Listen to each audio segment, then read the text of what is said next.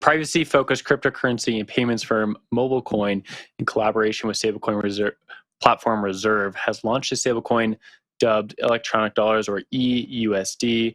This project essentially enables to break down a transaction graph for users out there who want to have a stablecoin experience but do not want to be tracked. It is fully KYC'd for on-ramp and off-ramp, and it integrates with your cell phone, notably Signal, so you're able to send a stablecoin payment through a messaging application, or at least that is the larger ambition. This project has been in the works for a little bit. Cool to see this announcement come out this morning. Zach, actually going to bump this one back up to you. There's a few things in here that I actually want to tee up just to get your take on it. A stablecoin and privacy, those things have never really worked together in the past because you need to have some sort of reserve behind things. We've seen things like algorithmic stablecoins that they tried to implement privacy on top of, but the economics don't work. If you try to do privacy with reserves, well, that's tough also because those reserves have to be sitting in someone else's pockets. Curious to get your take on those two things in this announcement. So for me, I'm going to bump back to you because I saw you chopping it up in the comments and Twitter, and I want to get your take on this question specifically. So I think we'll hold that thought. The thing for me is that we keep stumbling forward in this big dream from 2018 of messenger platform native payments, right? And I think this is a really interesting example, right? Where we saw sort of MobileCoin have a sort of semi hush-hush, relationship with Signal. We saw them roll out some functionality previously, but with sort of a more native crypto asset, right?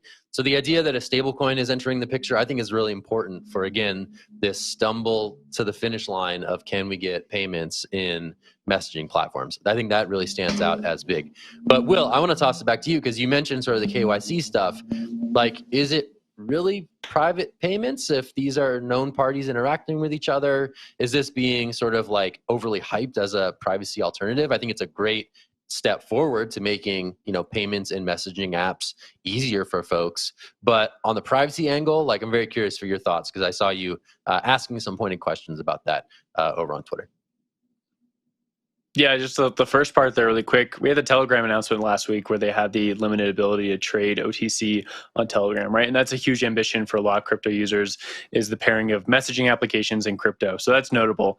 But to the privacy question, I think there's still a lot of information we need to understand if this is actually something that's going to work. Claiming to have a private stablecoin, that would really turn the tables on everything in crypto. That's a huge ambition.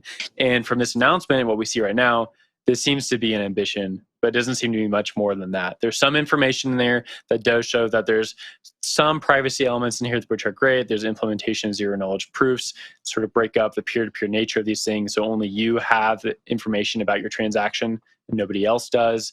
The counterparty, of course, that you're sending money to would have the information on their side, but there's not going to be some over-governing body that can look at all your transaction history. The issue with a lot of these private stablecoins, though, is the reserves, right? Like, I need to have a dollar somewhere to back up that stablecoin. And if that dollar is in someone's bank account, it necessarily has KYC information around it.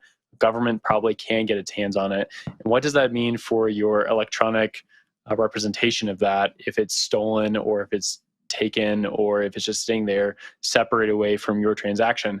Can mean a whole host of things. Doesn't necessarily mean that it's broken, but doesn't mean that there's necessarily true privacy here. And they even say at the very end that they have on and off ramp KYC. So this project is both private and fully KYC. And to a lot of people in the privacy camp, those two things don't work together at all. So it's almost funny. To some people, they say, well, you can have that. You can have a little bit of both the best of both worlds. I don't necessarily agree with that. David, I want to get your take on this story, though.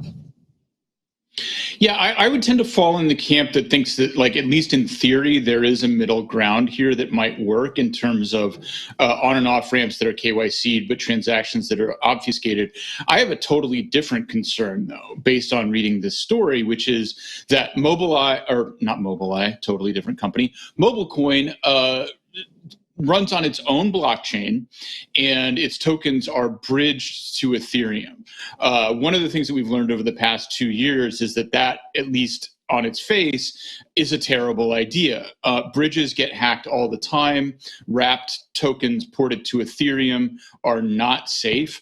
And the question, I guess, that I have for probably Will again is, the MobileCoin blockchain does not seem to store the value, but it still seems to be a serious risk if it's a bridge that is interacting with Ethereum and other chains only through wrappers.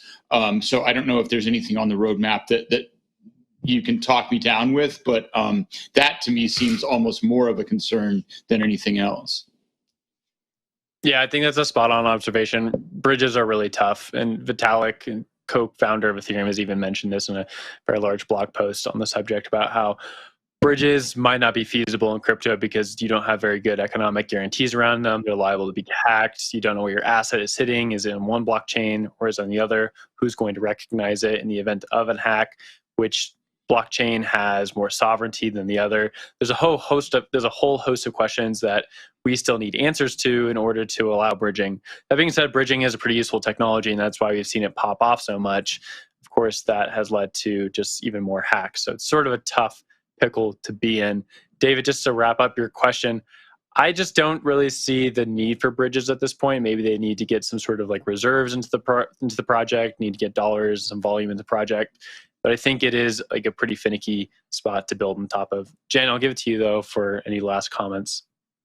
Yeah, I also had a question for you, Will, based on the KYC and transactional data. Could we think of this as, how we interact with the traditional banks? Like, we're KYC'd, we can make transactions, but not everyone who we transact with can see the transactions in our bank account. Is that how we can think about this project as we kind of sort out all of these other finagly things that we've brought up during the segment?